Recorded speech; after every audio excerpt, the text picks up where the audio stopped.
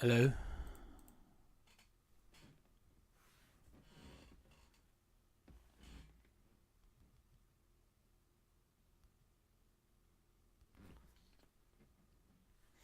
Hello? You not got me now? Right, what I'll do is I'll send you a link, an email with a link in it. Yeah, it's telling me I'm streaming. I haven't gone on. Okay. Bear with me a sec. Let me just send you a link. You got your email hooked up to your iPad? Fuck it. I can't do that then, can I?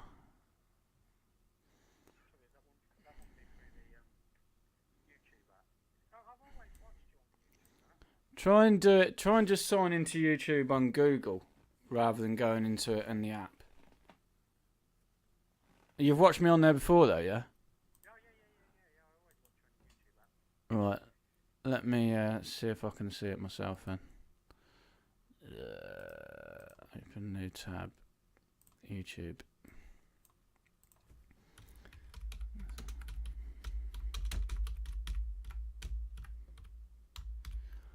Sound design tutorials. Filters channel.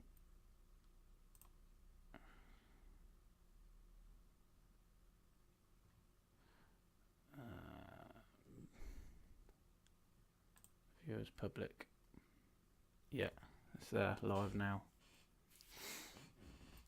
Go on my just go on my homepage. Refresh it.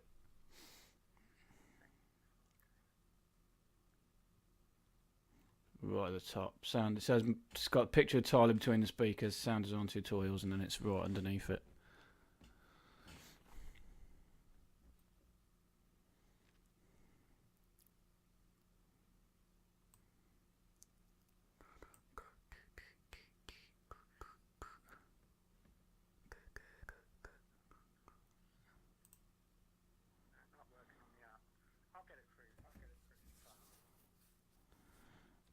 Through Safari. Yeah, it's definitely working.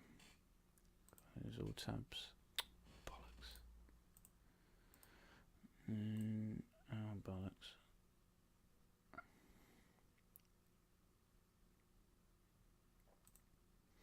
Live control. View on watch page.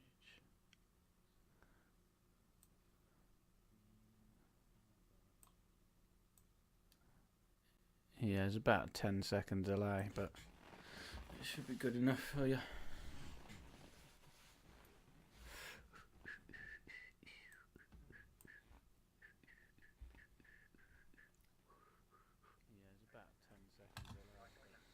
Right, I'm going to start with a little intro as if no one's watching, and then we'll go. Cool.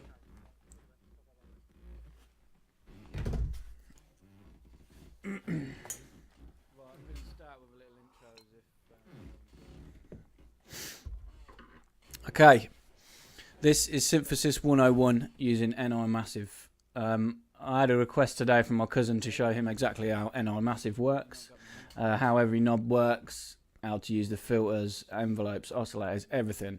And I thought, well, you really need to know about synthesis basics to know how to use any synth. So we're going to cover synthesis basics using Native Instruments Massive. How we're going to do that, I'm going to tell you about a basic signal flow for any subtractive synthesizer, which Native Instruments Massive is. I'll talk about the signal flow within Massive and how you can change the routings around. I'll go over every section in as much detail as I can.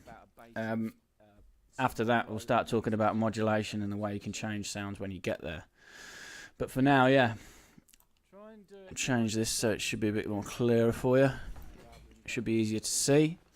I'll talk about the signal flow within Massive. You've watched me on there before, though.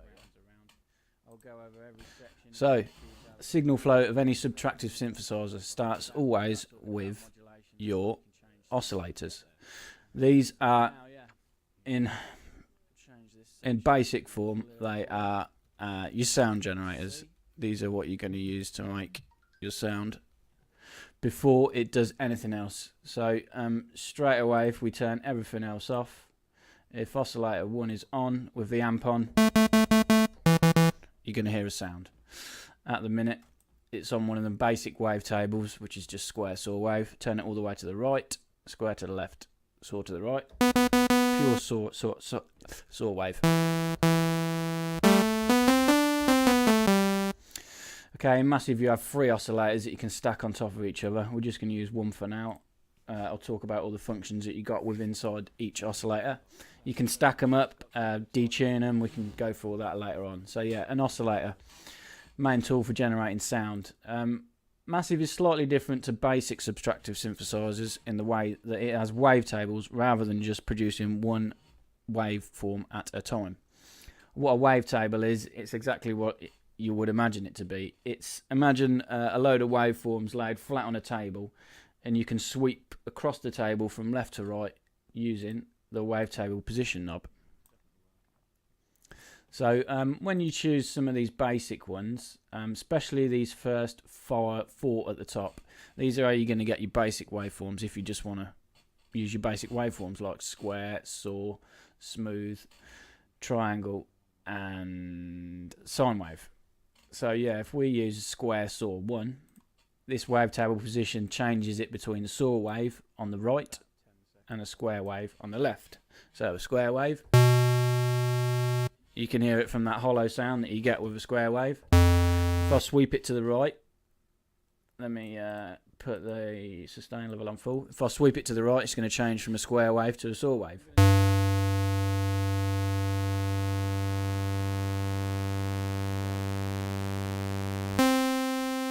You can hear the brighter harmonics of the saw wave. If you have the wavetable position dead center, it's a mix between the 2 waveforms.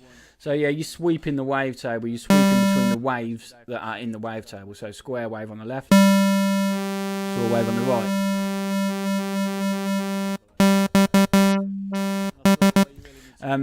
This intensity button we'll go over in a bit. We'll talk about some of the other wavetables first. So yeah, you've got your basic wavetables. The VA stands for virtual analog. You've got pulse to source sync. You've got a pulse wave on the left. When you have a pulse wave, if you have a pulse width all the way to the right, all the way to the left, you ain't going to hear it. We'll talk about that later on. Yeah, pulse wave on the left. Saw to the right, and you can change the pulse width, which is the distance between the peaks and the trough. It's easier to hear with a pulse. Closer to the left you go, the more thinner the square is. On silent, it's like the Q pulse, and when it's dead center, you're on a perfect square wave.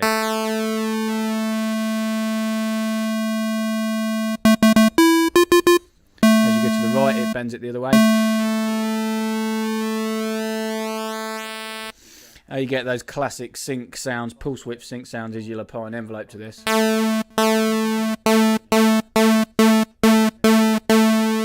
an LFO. We'll talk about that later on as well. So yeah, the virtual analog waveforms are based on virtual old analog synths. You've got a pulse to saw and a pulse to saw pulse width mod and a pulse to saw pulse width sync. Now this it's like pulse width, but it creates a duplicate of the waveform and then squashes it together, so you're increasing the frequency, if you like. Do it on a saw wave.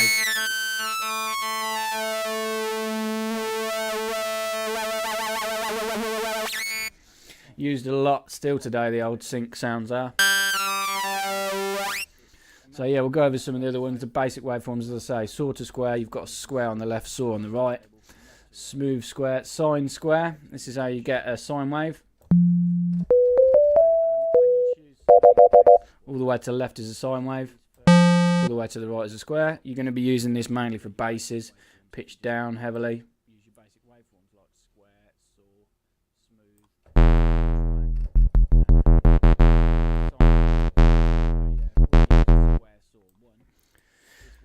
position changes it between the saw wave. So yeah, some of the other wavetables. Once you get past Polysaw 1 and Polysaw 2, you start to get some really interesting wavetables. These are now not just two waveforms with one on either side. You've got multiple waveforms, sometimes dozens. Rough Math 3 is a real complex one. As I sweep this wavetable, you're going to hear it changing drastically.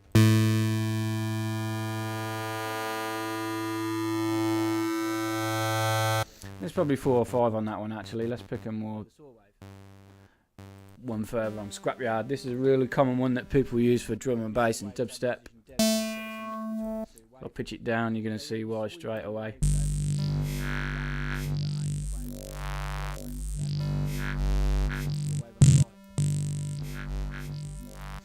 So you get the gist of the basic wavetables now. A load of waveforms laying on a table. The wave position sweeps between these waveforms. I mean, sometimes you don't always have to modulate this so you get that moving sound. Sometimes you can be playing with a wavetable and you just find a sweet spot with a part of the wavetable that you like.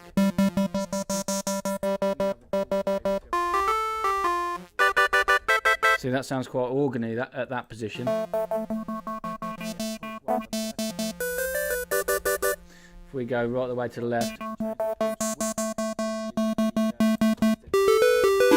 a lot more bell-like, a bit more shiny. So yeah, it's going to take you years and years to months and months probably to get to know all these wavetables. To the left you go, the more thinner the square is on silence, it's like the Q pulse. What's up? And when it's dead centre, you're on a perfect square wave. There's a door binding. This mum's just getting some nail products or something. So yeah, it's going to take you ages to get used to all these different wavetables and stuff like that. Which ones sound like what? I mean, there's no right nor reason to which one you should use. You're just going to get used to it over time. We'll talk about that later on as well. What am I hearing? So, yeah, why can I hear the virtual analog waveforms are based myself in the background? Old analog synths. You've got a pulse to saw and a pulse to saw pulse width mod. Because I've got this fucker playing. Now this. Sorry about that. So yeah, we've got the wavetables out of the way. That's what a wavetable is. A load of waves laid on a table. You sweep between them with this wavetable position. You can modulate that later on with envelopes, so you can do it slowly, or LFOs, or any of the other modulation sources that we've got later on. So also in the oscillator section, you've got this pitch box. This first knob is your semitones, so your coarse pitch. Obviously 12 semitones to an octave. If you hold down the Alt key on your keyboard and then drag it up, it does it in full octaves.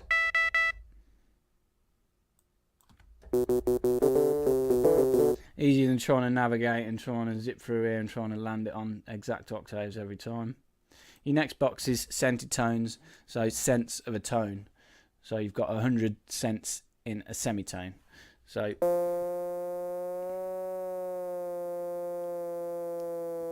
down to 100 is minus a semitone, up to 100 is plus a semitone. Everything is modulatable with inside massive. We'll get onto that later on. You've got 2 boxes here so you can modulate the pitch. So yeah, you got your main amp dial. This right one is just the volume. The volume of each oscillator has its each individual amount. Okay, so this intensity box, these are like warp modes. This is going to do stuff to the waveform. Let me load in just a basic saw wave.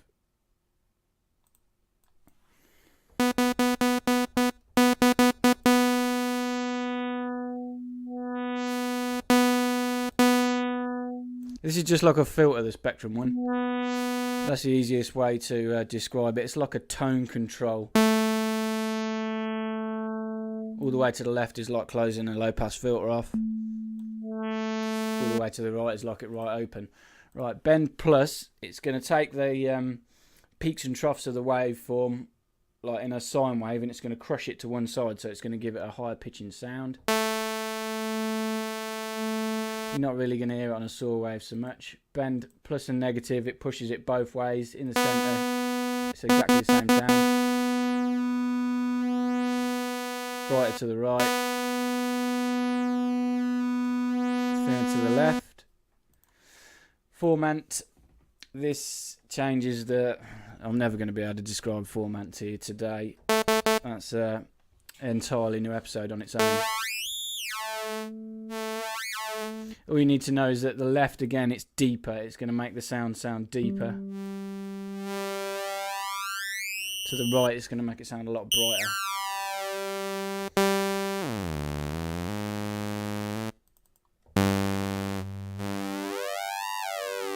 It adds more nasally, like tonal qualities, like the formats in your mouth and stuff. I mean,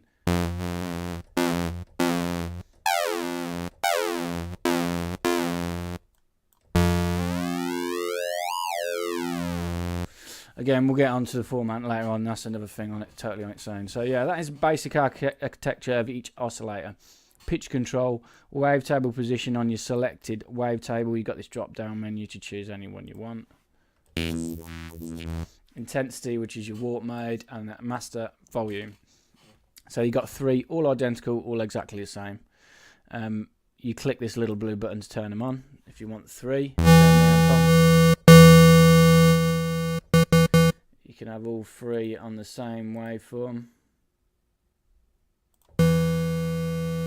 Have them octaves apart, give you a real thick sound.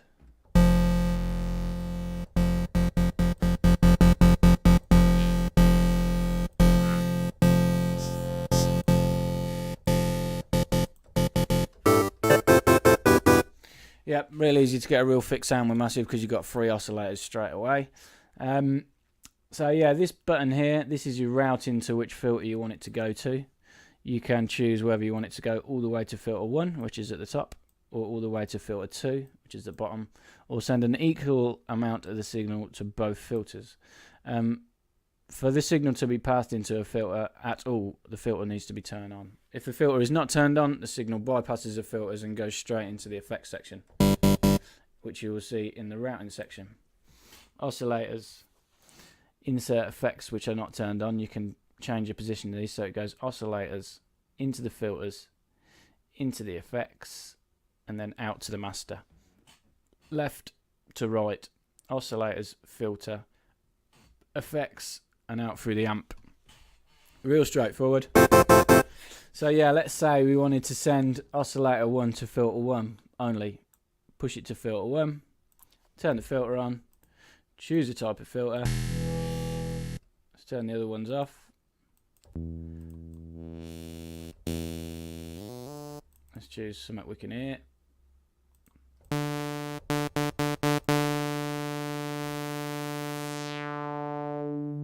Now all the signal is passing straight into filter 1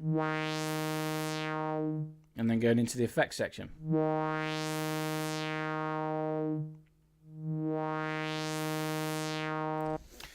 Okay, before we go on to the filter section, we should talk about the modulation. Oh, you've got another oscillator actually. You've got a separate oscillator besides these three oscillators, which is the noise oscillator. This does exactly what it says. You've got 1, 2, 3, 4, 5, 6, 7, 8, 9, 10, 11, 12 different types of noise that you can generate.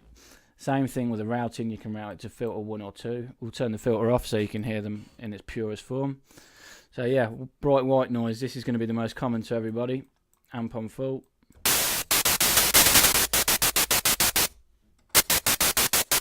The colour is, it's almost like putting a low pass filter on again. To the left.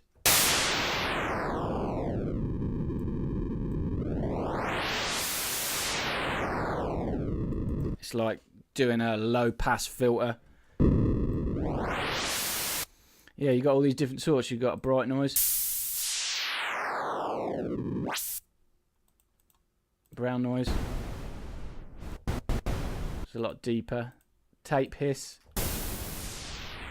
They're all very, very similar. Metallic. It's real nice to put on percussive hits, this one.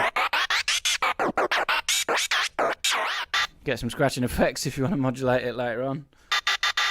So yeah, metal. Then we have amp noise. Some of these are quite percussive. Paper. Like somebody scrunching paper. I don't really use many of these. I generally just use the bright white and that. AC power. Take it this is emulating like the humming of a circuit or something. Water pipes. None of them are pitch controlled really. Colour is the same thing. Applies a low pass filter. AC power.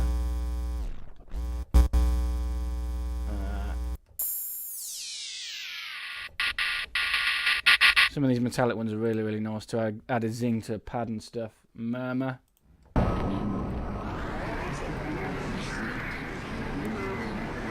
Actually a sample of people chatting, I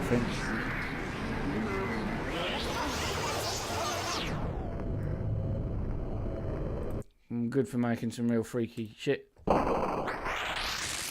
Aluminium. A lot of static. So yeah, along with your three oscillators, which are wavetable controlled, you have a basic noise oscillator. Amp volume again. Colour is like the tone of it. To the right is bright, to the left is dull. We then have a feedback source. What this does is it takes the feedback, it takes the output of the signal and then brings it back in at a certain point in time. You can have the overall output from the master and then bring it back in before the effects again. This is just a form of distortion really. Let's bring an oscillator in. Need to turn the filter on. So you're not really going to hear it until we apply any effects or anything.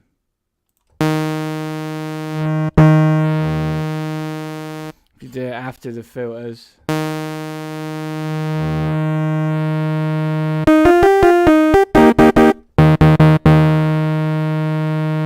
it's like overdrive almost. It's driving the signal back in and then applying more shit to it, which makes it louder and a bit more distorted. It's like you would expect a feedback to do.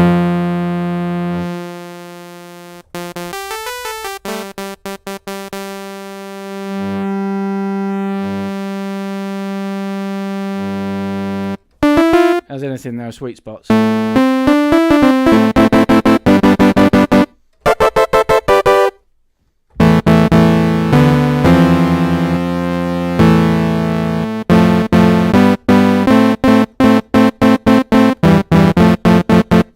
Feedback, real basic. We surely don't need to go over that much anymore. Okay, we're going to take the signal now into the filters. So everybody knows what a filter are. I hope you do. You're going to use them inside your DAW day in, day out. These are no different. You've got the full selection. A low pass 4 is a steeper curve than a low pass 2.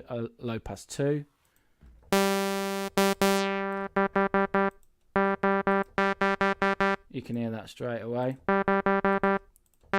Low pass 2 letting more frequencies by. It's the pole. Yeah, and to explain really. A low pass 4 is a lot steeper curve, so it's cutting stuff off at a more steeper frequency range. A low pass 4 is steeper than a low pass 2. You've got two high passes. You've got an all pass.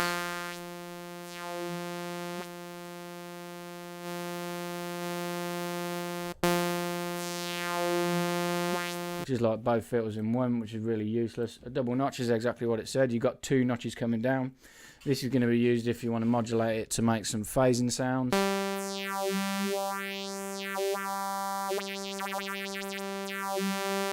You normally pick a certain frequency range and sweep this with an LFO really slowly. Adds movement to any sound. Band pass, exactly what you expect a band pass to be. Picks a certain band and only lets those frequencies through. Band reject is like a single notch. Not as audible as the double notch. Scream, this is accentuating certain frequencies.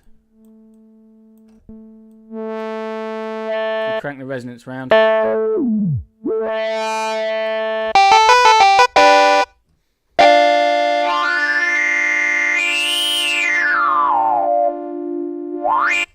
I take it it's just like increasing the frequency at certain points. That's why it's such a resonant sound.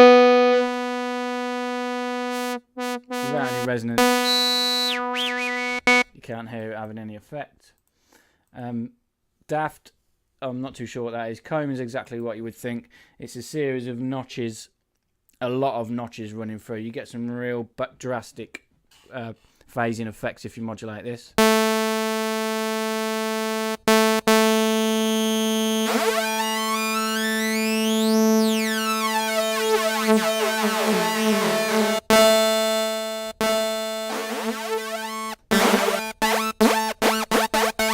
Good for effects, this is if you modulate it with an envelope.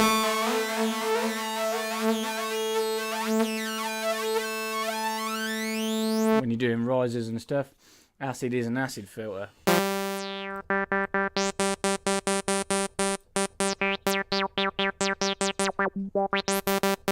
pitch it down 1 octave, you're going to hear that.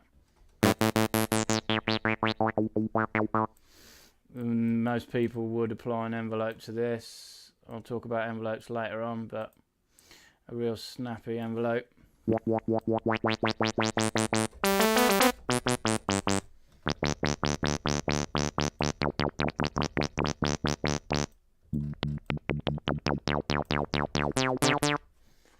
Give you that classic acidy sort of feel. That squelchy sound.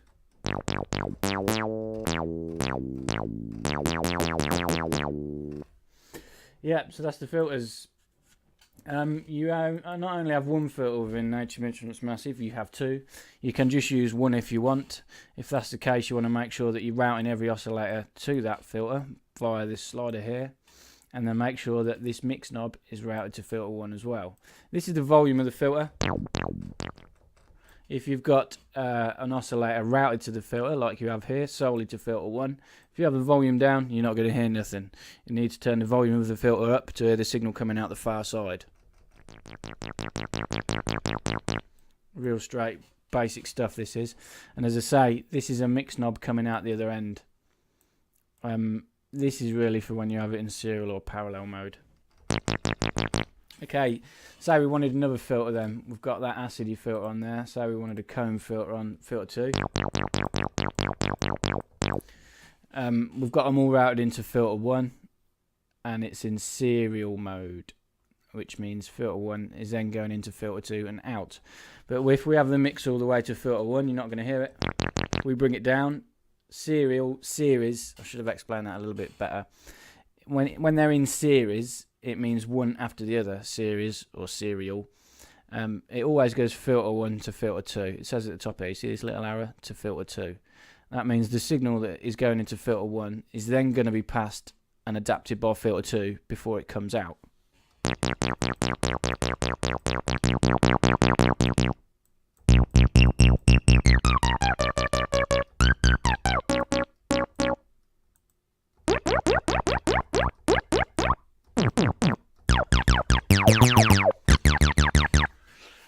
So yeah, serial into filter 1, then into filter 2. If you only want to hear the signal coming out of filter 2, which you're going to do generally if you're in serial mode, then you want to make sure the mix is on the bottom. So the signal, the oscillator, is routed to filter 1. It's going into filter 1. We've got it in series mode, so it's going into filter 2, and then the mix is only out of filter 2. So we're hearing it go into filter 1, filter 2, and then out. Being affected by both filters, one after the other. If you put it in parallel mode, you're generally going to want the mix dead center. The signal is going to be applied. The signal goes into each oscillators individually and then out the end mixed to this center point. So because we've only got this routed to filter 1 at the minute, you're only hearing it go into filter 1 and then out. If we send part of this signal to both filters, you can start to hear the effect of both filters as well. This is different to serial mode because each filter is receiving the audio from the oscillators individually. So it's getting an equal amount of amp going into each filter if you have it dead center, and then an equal amount going out because we've got the mix dead center. Why you'd want it in parallel mode another way to do is, say you want to send 2 different oscillators to 2 different filters. So say we want to send this square wave to filter 1, we'll have it routed to filter 1. And we want to send this saw wave at the top to filter 2, we'll have it routed to filter 2. So you can, it's a bit complicated to get your head around straight away, but the routing of the oscillators into the filter then determines how you're going to want this mix slider out the other end. If you're in serial and you're using both filters, you're always going to want it at the bottom, so the filter flows into 1, 2, then out. If you're running it parallel, if you want different oscillators to be doing different things by different filters, you want to make sure that both the volumes of the filters are on full, and then you want the mix dead center. Drastic differences. You're going to get a lot of different sounds by routing things differently into the filters. I hope I explained that okay. I'll probably do a section on the filter routing on its own later on. But for once you've made your sounds with your oscillators and your wavetables and your noise source, they then go into the filter. Before it does that, you've got a modulation oscillator. This does exactly what it says. It can modulate the oscillators before it goes into the filter section. What it is, this is just a sine wave, and it's what's the word I'm looking for? It is moving in the audio range, which it means it is not a low frequency oscillator. It's basically a sine wave oscillator moving at the same speeds as what these rest of these oscillators are, but it doesn't actually create any sound. You're just using the sine wave shape to modulate different parameters within the oscillators. You can use it to, you can set the pitch of it as well. You can use it to do a ring mod. If we do ring mod of oscillator 1, we solo oscillator 1, turn all the filters off and everything else we've got going on.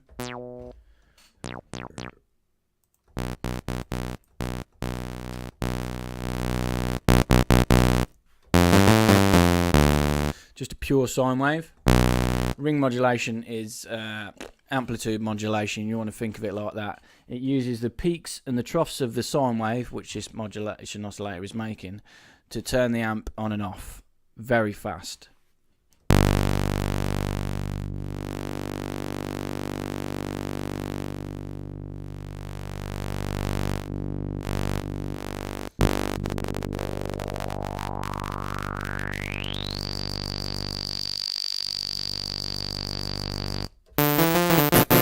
Gives everything a gritty sort of edge. The higher you go, the faster it's going, the faster it's turning on and off. You're not going to really hear it.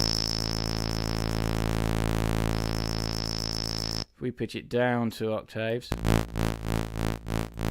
you can hear what the sine wave is doing.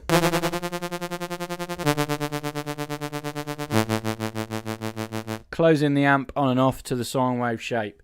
The lower down you go, the slower the oscillator is going, the slower the modulation, so you're going to hear it working.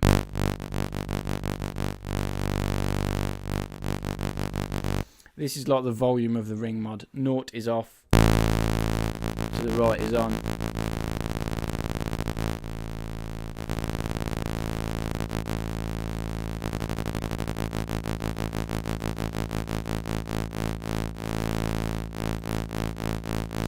So that's ring mod, amplitude modulation, turning the amp on and off very quickly. You can also do phase modulation. This is pretty much like frequency modulation, like an old FM synthesizer. This is going to modulate the speed of the oscillator. So it's almost like modulating the pitch of an oscillator with another oscillator. So yeah, we'll just show you how it works.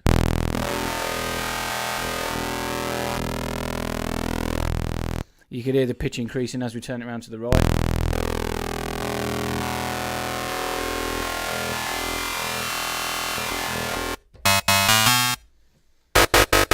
Real nice for getting some nice FM sounds.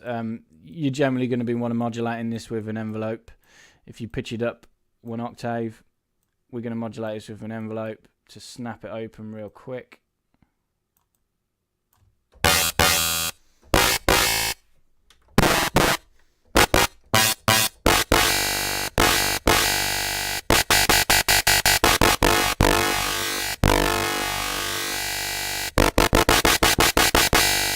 Basically FM synthesis. You're using a sine wave to modulate the frequency, which is the pitch of another oscillator. FM synthesis is a weak on its own, so I won't delve too much into that. These are all just ways of mangling the sound within this oscillator section before it goes to the filter section. Position, using this sine wave now, the speed of this sine wave to modulate the wavetable position. Again, we'll show you. Square saw wave's probably not the best. We'll pick a scrapyard again. The sine wave shape. You go, the faster it goes. You can get some recent one. This applies filter one again. Turn 1 or 2. Oh, I didn't say. Modulating the frequency or wavetable. Add some noise into the mix.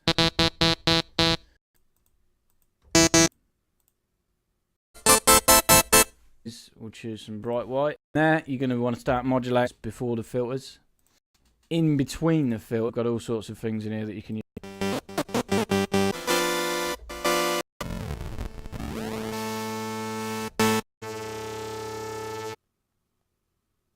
Not to worry. Load this onto YouTube.